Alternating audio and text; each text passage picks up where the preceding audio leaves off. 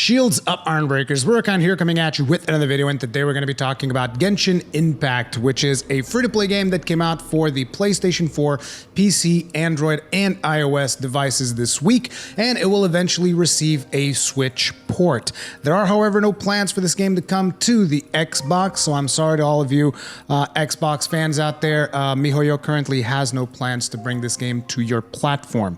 So what is Genshin Impact? And in my opinion, Genshin Impact is the answer to the question, what if Breath of the Wild was a gacha game? Because this game takes so much from Breath of the Wild, it is completely insane.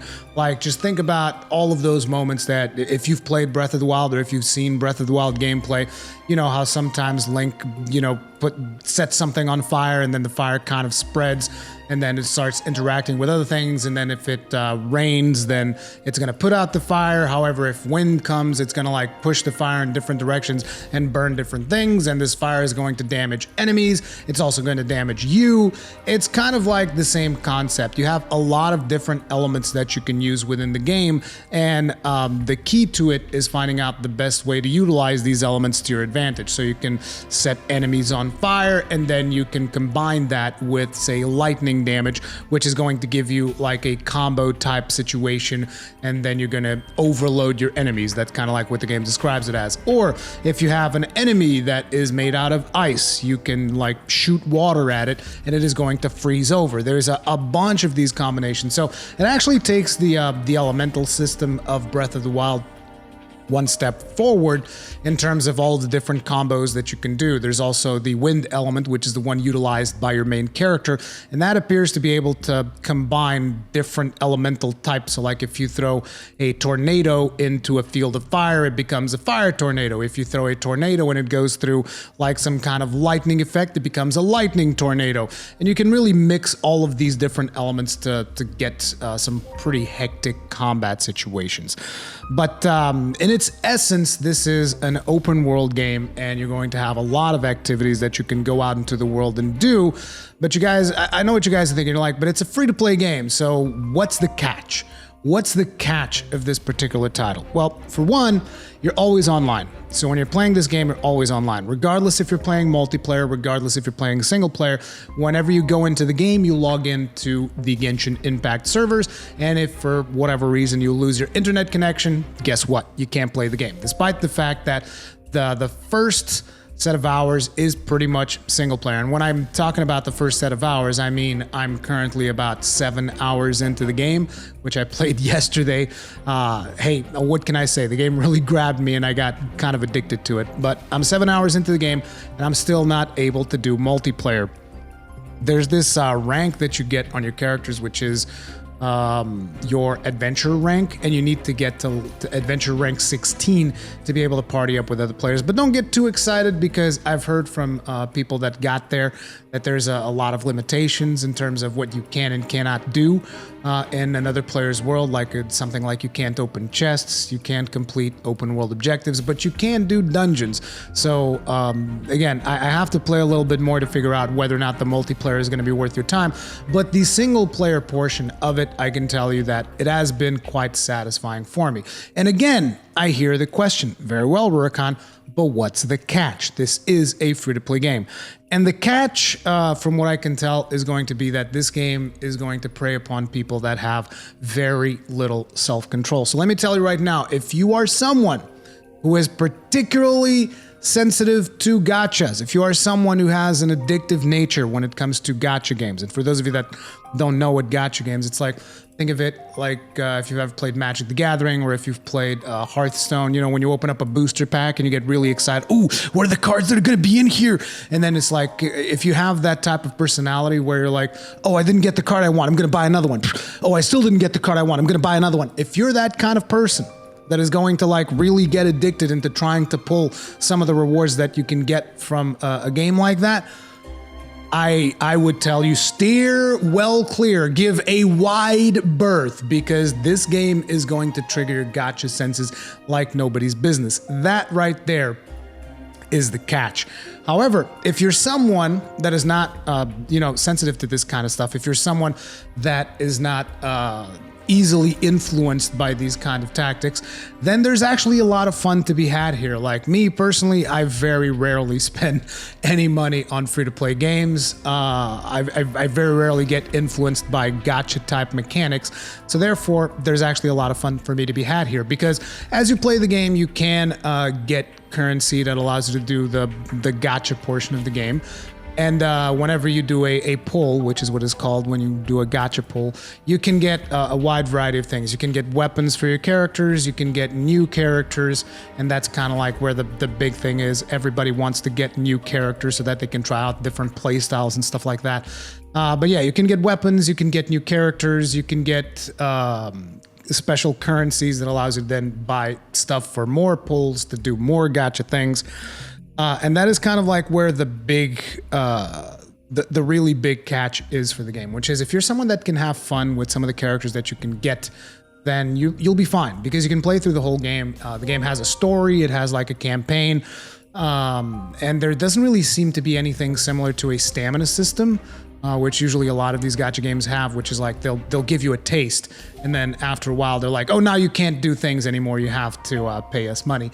There is something like that in the form of this special thing that the game has. I forget the actual name. It looks like a moon symbol. And in order for you to unlock certain things within the world, you need to use an amount of this currency. But it's like you seem to get it at a pretty reasonable pace. Like I said, I've played for over 7 hours yesterday and I didn't run out of this currency. As a matter of fact, I was looking at the game screen right now and I'm capped on it, which it caps out at 120, which means I need to go out into the world and do some activities in order to spend this. But yeah, that's the only thing that I've seen. And I've heard that this currency is also used to challenge certain bosses, but I haven't really gotten to that part of the game yet. So keep that in mind. This is not a full-on review. This is just like my impressions after I've played about 7 hours of the game or so, and I'm still very much hooked on it. I'm still very curious to see what else comes with the game. But let's say that you're someone who's now concerned, okay, so if there's a gacha, does this mean that the characters that you get from the gacha are more powerful? And it's like, I think some of them might be more powerful, but from what I can tell, it seems like you'll be able to play through the whole game without really getting too invested in the gacha portion of it. Just by playing through the game, they give you characters, so it's going to be very important for you to have different elemental abilities for you to do your combos and even for unlocking certain things out in the world. Because, like, for instance, you might find 3 lightning pillars, which are like 3 pillars that you'll have to shoot with lightning in order to get the reward for that section. And they give you a lightning character that enables you to do this. They give you an ice character that enables you to do ice puzzles. They give you a fire character just for playing the story. You don't have to like, oh, I got unlucky with the pulls, so I don't have a ton of elements. But they seem to give you a lot of these elements just for you playing the game. And because of the fact that the game was so ridiculously successful, like I think it's over 10 million users right now, because of that, they're also giving people a bunch of rewards to get them hooked on the gacha aspects of it. And you'll be able to get a couple of free pulls after you reach certain points in the story. But yeah, I'm still very much kind of like going through it, and I know that a lot of people are like, so is this game worth my time? Is it not worth my time? And to me, again, it is very easy to say, like, look, if you're someone who's gets easily addicted to gachas, steer clear. Just steer clear, because you know how you have a lot of gacha games and usually the gameplay kind of sucks and everything about those games is about the gacha aspect of you trying to pull the thing that you want, right? Imagine if the gacha games actually had good gameplay, which is kind of like what this game has. It's got a lot of things for you to do out in the open world.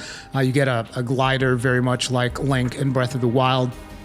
You'll be able to glide into different sections of the game. Like, this is very much Breath of the Wild inspired. There's a reason why I said at the start of this video, what if Breath of the Wild was a gacha game? Because again, they're making no qualms about the fact that this is super inspired by Breath of the Wild. The one thing that they didn't take from Breath of the Wild is the weapons breaking. The weapons don't break here at all, and you can actually level up weapons. There's a very a very in-depth progression system for the game, both in terms of your characters as well as your weapons. You'll be able to upgrade weapons, you'll be able to refine weapons, you'll be able to upgrade your character. If you pull the same character twice, that means that that particular character becomes more powerful through this constellation system that the game has. So even after you pull the character that you really want, in order for you to fully unlock the power of that character, you're probably going to have to pull it like 5 more times or something like that. So if you want to get in depth into the gacha of this game, there's a lot of it. But again, like I said, so far the game hasn't really gated me to a point where I'm like, oh, I can't progress unless I get involved in the game's microtransaction system. Whether or not that is going to happen later down the line, maybe. Again, I don't know, because I'll have to play a bunch more, because there's just so much more content for you to do. There's a ton of activities. So it's like, if you're someone who's not susceptible to that kind of stuff, to the gacha, then it's super easy for me to recommend. Like, just go get it. It's free to play. It's free to play. Just go get it, play a little bit, and you'll be able to figure out whether or not you're going to like it. That's the good aspect of it. It's super easy, because like, I went into this game yesterday, and I went into it thinking, okay, I'll play like half an hour, and then I'm going to get burned out on it, and I'm going to find some flaw that I'm really not going to like. Like, I went into this expecting to be disappointed. And 7 hours later, all I could think about was, oh, I got to go do this thing so that I level up a little bit faster, so that I can get to adventure rank 16, so that I can unlock multiplayer and see what that is about, right? I got to go do this thing because that might give me a little bit more of the in-game currency to do the gacha, so that I could potentially pull another character. Those were my thoughts 7 hours in.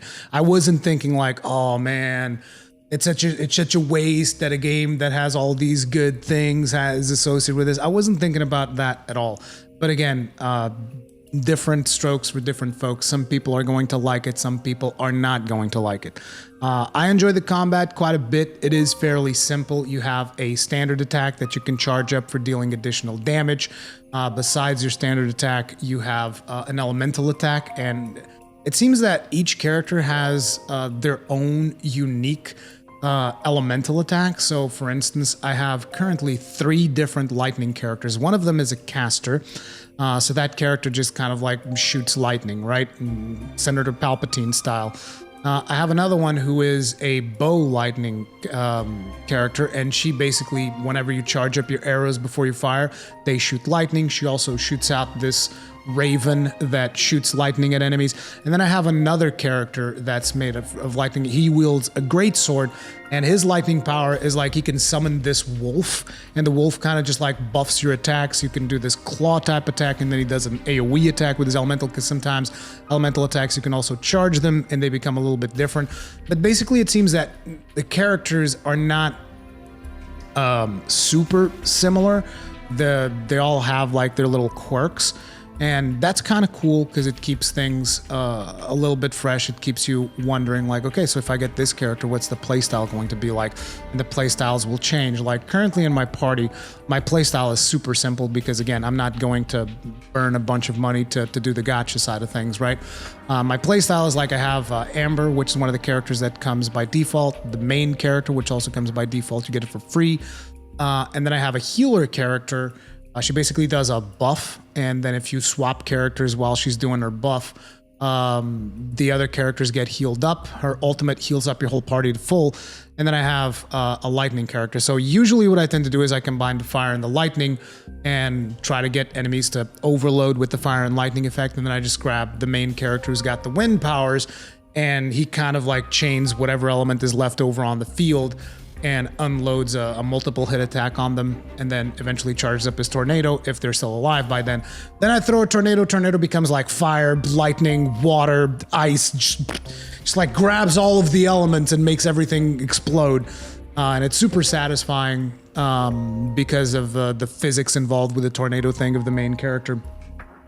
But yeah, that's kind of like my strategy right now. But again, depending on the characters that you have available to you, your strategies are going to change drastically.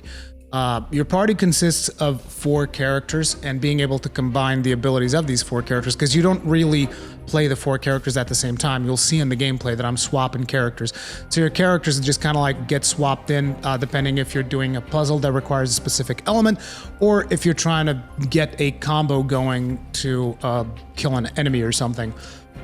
But yeah, it's basically about figuring out the strengths and weaknesses of each character, figuring out ways to combine them with the other characters that you have, and just deal a ton of damage. All the footage that you guys are watching is from PlayStation 4 Pro, and you guys will say, well, the game is not really super well optimized for PlayStation, is it, Rurikhan? And you're not wrong, but the thing that I've noticed is that the game is running at 4K. Well, either 4K or 1440p, checkerboard, whatever. It's running at a much higher resolution than 1080p. Is what I'm getting at. So taking that into consideration, and taking into consideration the quality of the visuals being presented on screen, I'm actually like, it's not that bad optimized. It's just a shame that they don't have a performance mode. That's kind of like what you would want on a PlayStation 4 Pro, is to be able to just like, okay, so tune down the visuals to 1080p and give me 60 FPS or something. And you guys are like, well, you can do that manually in the console system. And I did do that, and I didn't notice any significant performance gains. Like, sure, it runs a little bit better, but not enough to warrant the downgraded visuals. So potentially they could work on a performance mode that could make it run a little bit better on PS4, or you can just play it on PC. The game does have crossplay, but it does not have regional crossplay. This is I'm going off of Globku's video, which is another one of the reasons why I decided to try this game. Globku, very good friend of mine, played this game, and he said that it was a lot of fun, and that's kind of like why I decided to try it out. But yeah, according to Globku, when it comes to crossplay, you're able to crossplay with PS4, PC, Android, iOS, which are all of the versions that are available right now. So if your friend's on his phone and you're on your PS4, you can still play together, so long as you're in the same region, because the game does have regional servers. There's an Asian server, a US server, European server. I don't know if there's an Oceania one or not, but ultimately, if you want to play with someone, you have to be in the same server cluster. And when it comes to the PlayStation 4, that can get a little bit tricky, because from what I can tell, it automatically logs you into whatever region you have on your PSN. So in my case, it automatically logs me in through Europe. And I do have friends that play on the US, which means that if they play on PS4, we won't be able to play together, because you have to be playing in the same servers, and you can't transfer your character across servers. So all of your progression is kind of like tied to the region that you are playing in. So keep those things in mind, just in case you usually play with people from different regions. You will want to settle on a specific region that you will want to play in order to play with them. But yeah, other than that, there's not a whole lot to say. There's a ton of progression to be made. I'm going to be playing the game some more for sure, because I'm still curious about it. But who knows? 10 hours from now, maybe I'll get to a point where I'm just like, okay, so here's the problems with it, right? Here's the things that I don't like anymore because they either stifled my progression or something like that. But like I said, 7 hours in, it's still a lot of fun. There's still a lot of stuff that I can do. There's nothing really that's gating my progression or preventing me from advancing in the game or in the main story quest. So, you know, I'm curious to see what else is to come. But I'll report back to you guys if we reach, you know, like an egregious system or something like that. But for now, just keep in mind the thing that I said. If you're susceptible to gachas, steer clear. If you're susceptible to like pulling cards and stuff like that, and you just like get really addicted and you want more and you want to just like burn your entire life savings on it, steer clear, because this game is really going to reach for that side of you. And that's kind of like how I think they're going to make a lot of money. Like, they're gonna find whales. Like, on those 10 million plus users that they got for the game, there's gonna be whales there.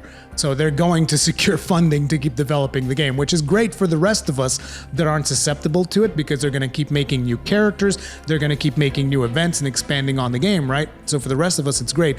But for those whales, yeah, they're going to get whaled, basically. But that's going to be it for this video. If you enjoyed it, hit the like button. If you did not enjoy it, hit the dislike button, because feedback is important. Thank you all very much for watching. If you usually enjoy my stuff, hit the bell notification icon. And actually, first you got to subscribe, then you hit the bell notification icon and all that stuff. I'll see you guys in the next one. Stay strong, stay safe. Peace out.